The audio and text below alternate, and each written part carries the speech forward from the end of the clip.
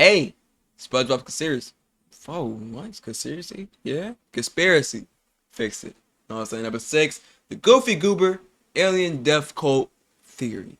Now look, the Gooby Goober had a fire song that I still sing to this day, but I don't know the lyrics to. But I sing it. No, you don't. Yes, I do. Sing it right now. How'd it go? That's what I thought. Started. Nope. Nope. That's what I thought. Oh, I got it. Goofy Goober. Yeah. That's right. That- You read the title correctly. This is the Goofy Goober alien death cult theory. And no, I am not joking. This Oh no, I'm a Goofy Goober. You're a Goofy Goober. We're a Goofy Goober. Goofy. No, I'm saying, I don't know. innocent ice That's cream right. parlor is a front That's for good burger, something bro. very sinister. The beloved SpongeBob movie actually has a much darker and tragic meaning to it. I am being Yes. 100% serious when I tell you that I think this is my best, most convincing theory yet. And if you thought my evolution theory was dark, well, get ready. This is the Let's go. Kind of ruined my childhood again. Yes. Ruined my childhood. Yes. Thank you, Alex. Oh my gosh. Munch. Why am I watching animals eat and yawn? These animals. Where's SpongeBob? Hey, what's the biggest animal that you have? What? Oh boy, Alex is What? Wait, we can't just cut it off right there, Alex. What you doing? Alex. Oh boy, Alex has finally lost his mind. Goofy Goober alien death cult theory? What, did he make that in a random word generator? Trust me, there's Yes. actually a lot to this theory. And if anyone's qualified to make it, it's me, considering I made a whole web series about a restaurant being a front for a cult. Here at Pizza Time Pizza, we don't use any preservatives or fake ingredients. Pizza Time Pizza is not a cult. Oh my god. But those are the old days. I'm the SpongeBob guy now, and there is an insane demand for more of these theories. I mean, the Mrs. Puff one has like 12 million views. That is crazy. Thank you guys so much. Now, this is the part of the video where I try to make you think I'm about to start the theory, but then, oh boy, a sponsor. A Everyone sponsor! knows. But today, I'm actually sponsored by a company that I'm really excited to talk about. Happy Meat Farms is an animal farming company that Ew. offers a variety of different delicious meat products. In the meat industry, there's so many factory farms out there that force thousands of animals into tight, unlivable spaces and pump them full of GMOs. But Happy Meat Farms Whoa. is a completely humane and organic alternative. Every animal has plenty of wide outdoor space to roam free, and every animal is raised 100% naturally with no added chemicals. As an animal lover myself, I am so grateful to be sponsored by Happy Meat Farms. If you want to learn more about them and Nice. what they stand for, go to happymeatfarms.com. Now let's begin the theory. Nice. Short and I sweet. told you Right. I'm a Goofy Goober. You're a Goofy Goober. You got it wrong last time. Goofy. Hey, you know what I'm saying? Yeah. Stop. Bro, I tried, bro. Stop hating on me. I'm not hating. You I'm hating, just bro. Goober's is an disappointed. old-fashioned ice cream parlor that first appeared in the disappointed in you. SpongeBob movie. It's the very definition of a fun, innocent place for children. So, Heck, Yeah. bro, I didn't did trust come that to thing the at all. conclusion that it's actually an alien death cult. In fact, what even is an alien death cult? Usually, it's An a alien religious death group cult. that wants you to believe that one day aliens will come to Earth and take the members of the cult to a better place. And in order to get there, they have to commit mass suicide. The most Oh my infamous example of this gosh. being Heaven's Gate. Oh. Like I said, this is going to be a very dark video with some serious That's subject crazy. matter. So, how does this have anything to do with Goofy Goobers? In the more recent seasons of SpongeBob, they've started referencing Goofy Goobers again. In fact, there's even an episode called The Goofy Newbie where Patrick gets a job there. And it's in this yeah, right. episode when I've seen Patrick is this. watching an employee training video that I first realized there was something more going on here. The story of our ice cream begins with our founder, Reginald Goober, who for some unexplained reason was nicknamed Goofy. In 1842, Goofy. he headed west in a covered ice cream wagon. He served his warm ice cream on rocks and sticks. From those Ew. humble beginnings, Goofy Goober has grown into a multi-billion-dollar business. You know, it's a It pretty has. standard company video. They just want their employees to wash their hands and keep their work area clean. We Okay. only ask that you, 1, practice good hygiene, 2, maintain good work habits, Nothing out of the ordinary. Except all. there's one more thing that they want you to do. and 3, believe in extraterrestrials. Peace, hugs, and ice cream! Oh, Huh. what in An the? organization that wants you to believe in aliens. That couldn't be a Heaven's Gate reference in SpongeBob, could it? No, that's Nah. crazy. And even if it was, it could just be a random throwaway gag. There's no way Goofy Goobers is actually a cult, right? But then I started to rewatch every appearance of Goofy Goobers, and things took on a whole new meaning. One of the most basic ideas of a cult is that they strip you of your individuality and make you change your entire identity to be about the cult. And that's exactly what Goofy Goobers does. Everyone there wears Goofy Goober uniforms just like a cult. I mean, what other restaurant has not just employees, but customers that always dress up in a specific way? And their theme song that is constantly repeated and reinforced is just the simple line, Goofy Goober, yeah. Goofy Goober, yeah. I'm a Goofy Goober, you're a Goofy Goober, we're all Goofy Bro, yeah, Goobers. this It is a literally quote and a just half. a song Yep. saying that your whole identity is based around Goofy Goobers, Yep. and that's it. And in the SpongeBob movie, there's a scene where SpongeBob and Patrick have to try their best to not sing along to the theme song, and it literally causes them Brainwashing. intense pain to not sing along. Don't sing along, Patrick! Oh my gosh. Look how hard It's he's as if they've trying. been brainwashed and physically can't stop themselves from Been trying You hard. can't even just chalk this up to SpongeBob my and Patrick gosh. being weirdos. Oh Two my other kids gosh. Can't stop themselves from singing along, even though it means they'll get beat up for it. Goofy, Goofy, Goober, Goobers, yeah! And just like how many cults have an icon or god that they worship, Goofy Goobers has the dancing peanut mascot that's all over the restaurant's branding. I mean, just look at how excited all the kids are when he comes out. Goofy, Goober! Heck no, this is a Ew. cult. No, sir, this is nasty. Alright, but just because kids like a mascot doesn't mean that they have some kind of religious worship for them. Well, if you don't believe me, take it from SpongeBob himself. Open your eyes, Patrick! We blow bubbles, we eat ice cream, we worship a dancing peanut for Whoa. corn's sake! Whoa. him. Patrick, you've been wearing the same Goofy Goober peanut party underpants for 3 years straight! What do you call that? Worship?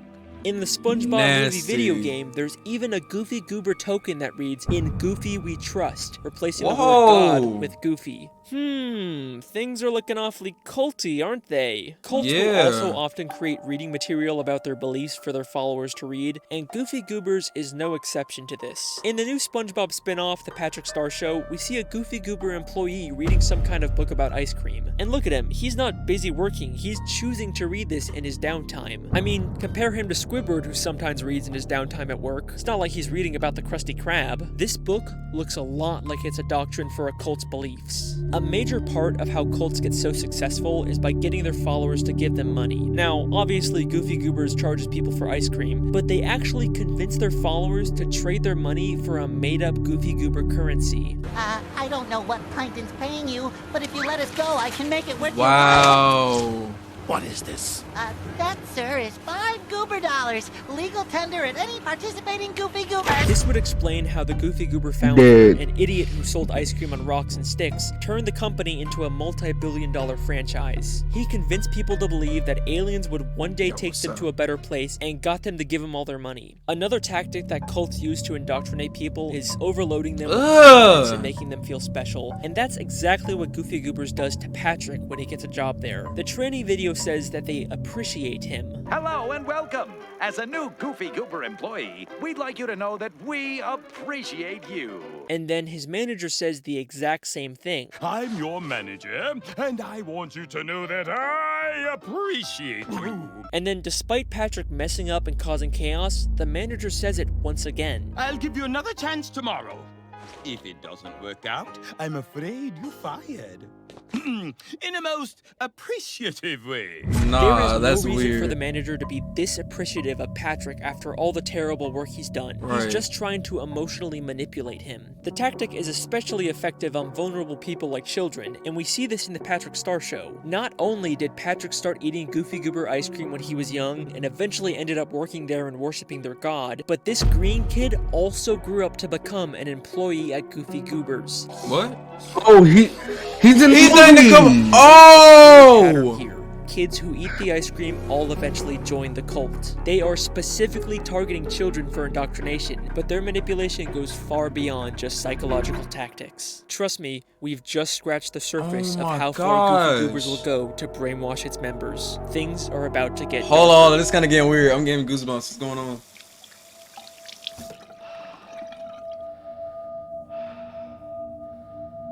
Oh, is she good? Alex, you alright, man? What you got going on? Alex, what you got going on? Alex! Nah, see, why you keep doing that, bro? You finna eat the cat, bro. There's a part in the SpongeBob movie where SpongeBob and Patrick go to Goofy Goober's and eat tons of ice cream all night to the point where they become completely drunk off of it. It's a really funny scene, but it begs the question, why does the ice cream get them drunk? Maybe that's just how ice cream works in the SpongeBob universe, and it's the show's way of making a family-friendly alcohol reference. But we've seen other instances where characters eat tons of ice cream and it doesn't have this effect on them. Yeah, it doesn't have that Alright, effect. well, maybe this was just a one-time gag for the movie, and it's not a consistent part of the continuity. But in the season 11 episode, Call the Cops, we get this scene.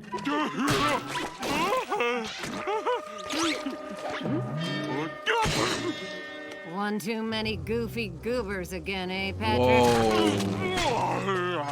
Why does it keep making... So, another deliberate reference to That's Goofy Goober ice weird. cream having a weird alcoholic effect on people. Is it possible that they put something in the ice cream to make people more open to cult indoctrination? Cults have been known to use drugs to keep their followers obedient and suggestible. One of the most infamous examples of this being Charles Manson, who used LSD to convince his followers of his beliefs. If this is the case with Goofy Goobers, they'd probably want to make sure everyone there eats as much ice cream as possible, and the Goofy Goober building is actually cleverly That's why they keep feeding it to them, bro.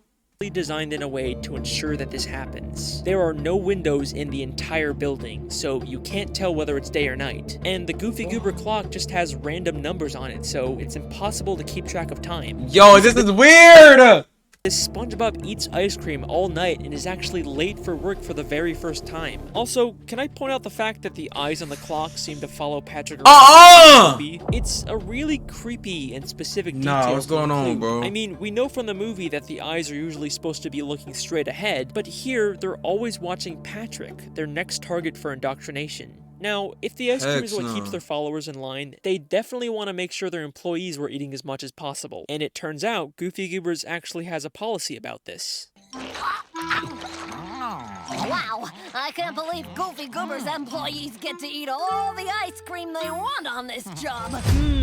The employees get to eat all the ice cream they want. Very interesting. And there's evidence to suggest that the ice cream can do a lot more than just make you suggestible. At the beginning of the Goofy Newbie, Patrick is holding up the line asking for samples of ice cream. The employee he's talking to gets frustrated and calls for security to kick him out. You sampled every flavor we have. Will you please just pick one? I would like you to use my spoon.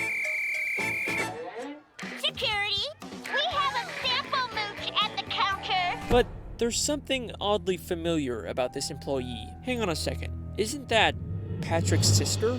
The new spin-off, The Wait, Patrick Star what? Show, is a prequel to the main show that introduces us to Patrick's little sister, Squidina. And here, we see her all grown up, working at Goofy Goobers. She's even credited as Squidina and has the same voice Whoa. actor. In The Patrick Star Show, we Whoa. actually do see her eating Goofy Goober ice cream as a kid, which fits with the pattern of kids who eat the ice cream eventually getting indoctrinated into the cult. Now, world. Squidina and Patrick have a very close, loving relationship in The Patrick Star Show, but here, they act like they're total strangers. years. It's not surprising that Patrick would forget his own sister, but Squidina is always portrayed as being smart. It's almost like she completely forgot about him. One of the biggest tactics that cults use to indoctrinate people is isolating them from their friends and family to make them more vulnerable and dependent on the cult. And that's exactly what we're seeing here with Squidina. Yep, she didn't recognize him at all. Memory of her family. The ice cream might just be affecting her memory as well. I mean, if she was just meant to be some random reusable character here with no continuity, why would the creators go out of their way to specifically credit her as Squidina, unlike the other random employees who are just credited as employee? Feels like they're deliberately trying to draw attention to it. At the end of the Goofy Newbie, Patrick goes crazy and eats a ton of the ice cream, and then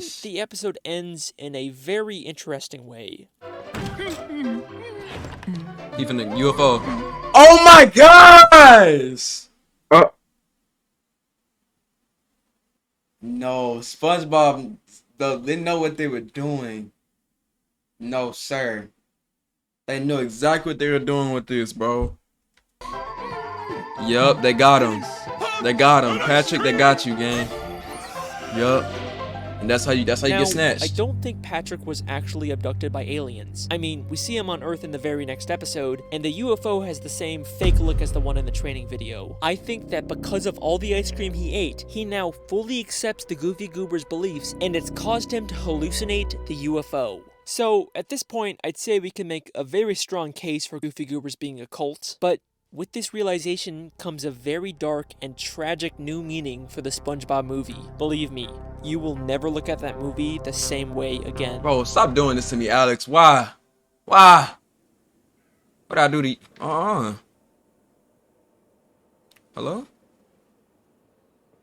Oh yeah, he feeding the cat.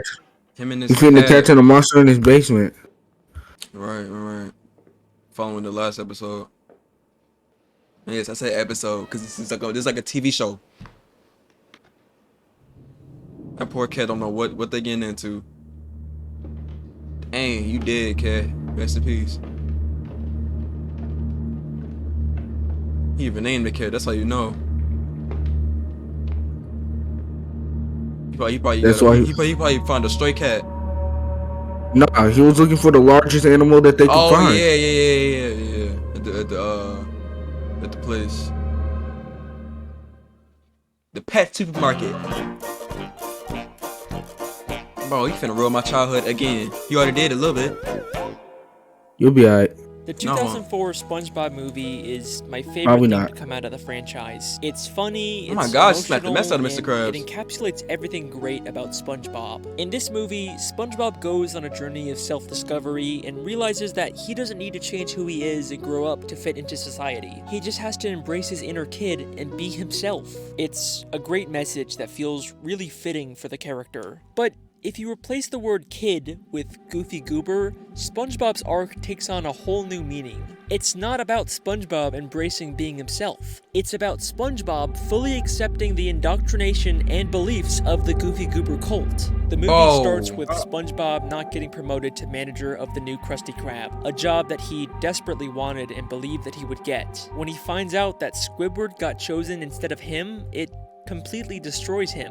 Cults will target vulnerable people who are at extremely low points, and the first place that SpongeBob goes to after having his heart broken is Goober's. After a night of getting drunk off of ice cream, he becomes resentful of Mr. Krabs and decides to tell him off. I deserve that manager's job, but you didn't give it to me, because you say I'm a kid. Well, I am 100% man, and this man has got something to say to you. Ew.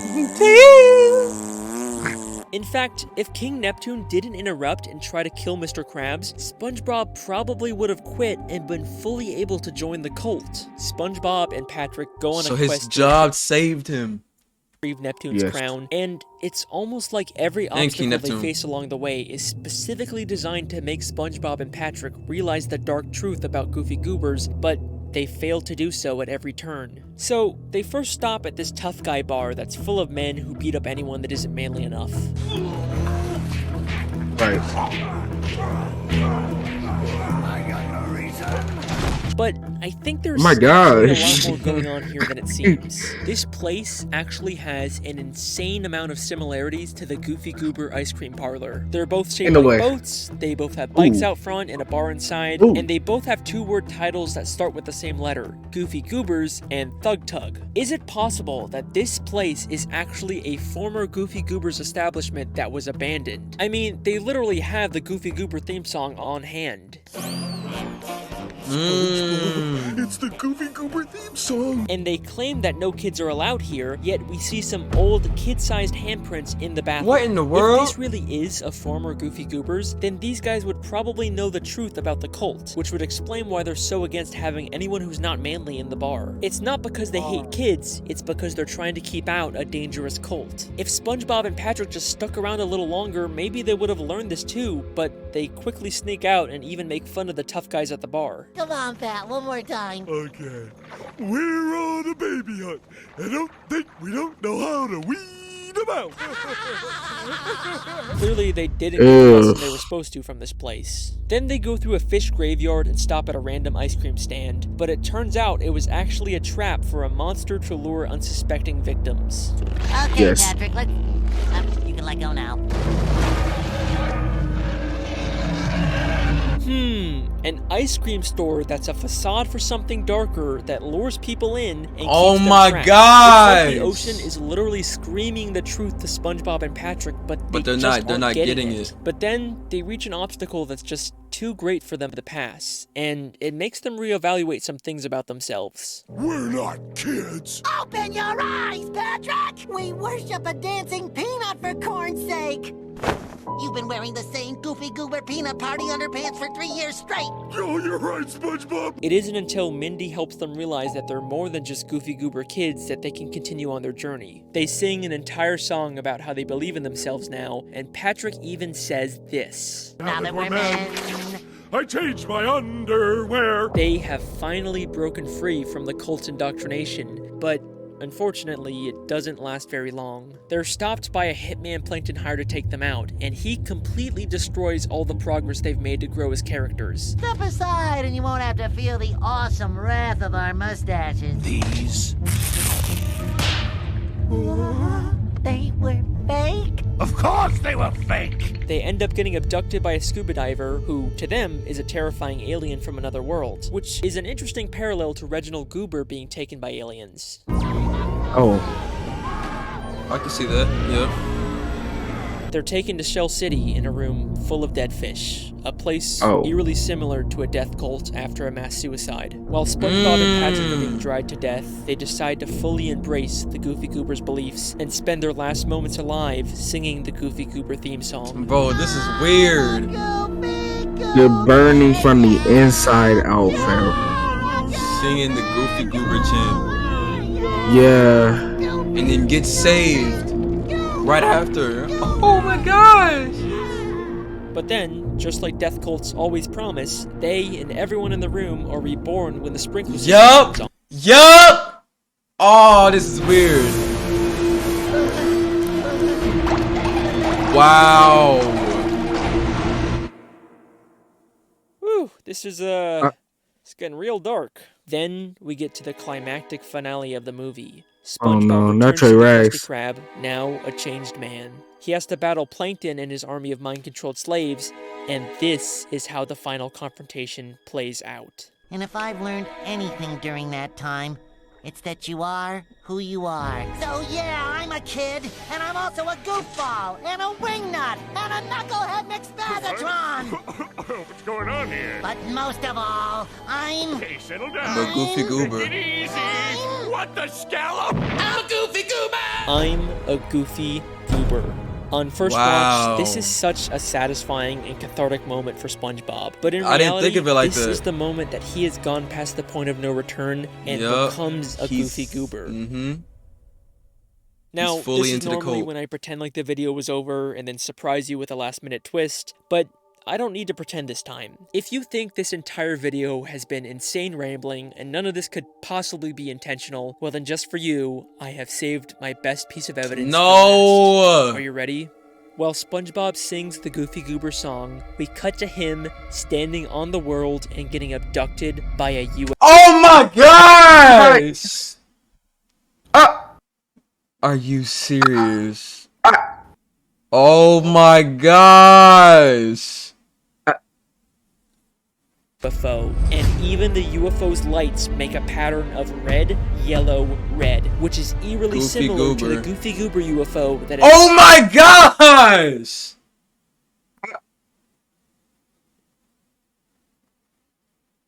Bro, the SpongeBob writers know exactly what they're doing. They're in ties with Alex. I swear, two red bro. cherries with a yellow banana in the middle. And that is the Goofy Goober alien death cult theory. Heck no, bro. You just murdered a cat and you just ruined my childhood. How do you feel, Alex? That man living Oh, the life. cat's He don't still care about you. alive!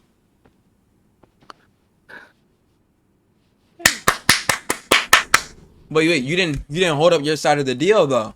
Is the monster going, you know what I'm saying? How you gonna feel about that? Wow. Oh, Didn't think okay. I For could, sure. make these theories any darker, could ya? Gotta love that good old family-friendly, PG-rated SpongeBob. I am having so much fun making these videos. Don't worry, we've got plenty more on the way. I'm just making gosh. SpongeBob stuff from now on. I've been your host, Alex the SpongeBob Guy. Thank you so much Alex for the watching. SpongeBob I Guy. will see you next time. Video ain't over, Chief. You still got what? 3 minutes?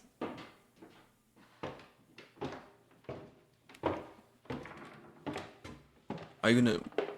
So what? You didn't kill the cat? I'm gonna assume you're still down here.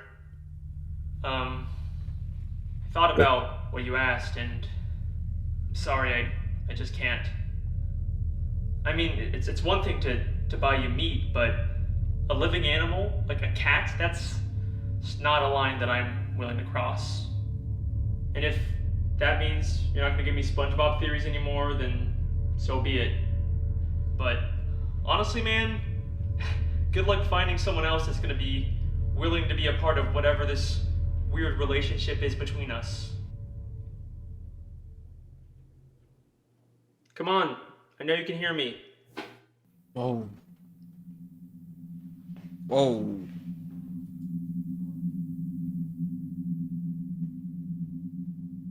Bro, please, I just got done watching Spooky Scare Sunday. What the? He ate the cat. Oh, Without your permission. What did you do?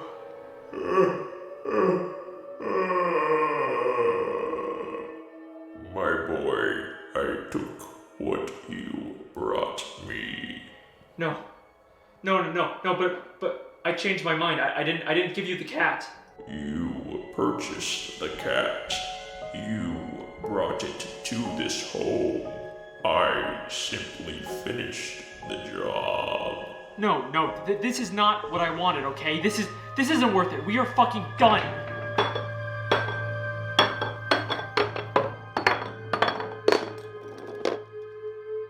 My boy, we both know you can't go back now.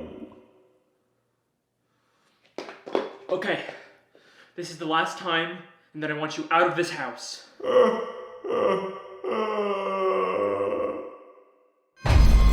Oh my gosh! That thing had tentacles.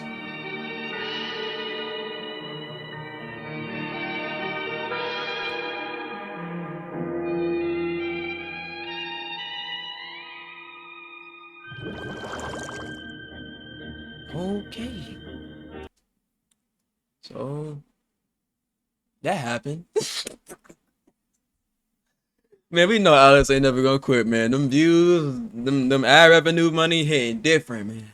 No, for a fact it does. 12 million views. Boy, that boy eating good tonight. You feel me? Talking about, you know what I'm saying? But hey, I appreciate y'all for watching once again. If you haven't already, hit that like button. Make sure you hit the like button, subscribe. And if you want another SpongeBob theory on the way, pray. How was it? terrible. But hey. All right, bro.